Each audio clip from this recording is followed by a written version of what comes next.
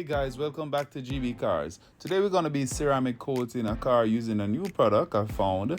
This one is called Autocan and it's a nano coating. So inside of the box we're going to be showing you a few of the items that come with it.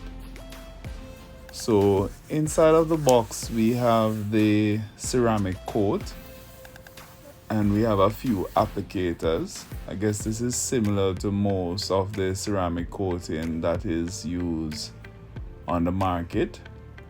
We're going to be first cleaning the area using 70% isopropyl alcohol, and this is used to clean the surfaces of the car to remove any impurities left back from polishing or waxing. This car was previously washed and detailed before the ceramic coating is done. So what we're doing now is just cleaning the entire surfaces of the car before applying the ceramic coat.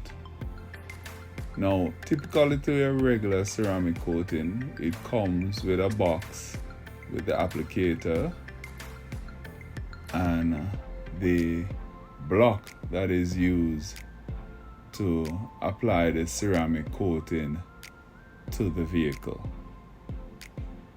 Now, I just added a sponge to this block to assist with the application of the product to the car. Now we start by doing vertical application to one panel at a time. So we do vertical, then horizontal, or horizontal then vertical, depends on your choice. But once you do it in section, this will ensure coverage of that area. Once it changes color to that rainbow color, similar to other application of ceramic coating, then you use a clean microfiber cloth to wipe off the ceramic coating.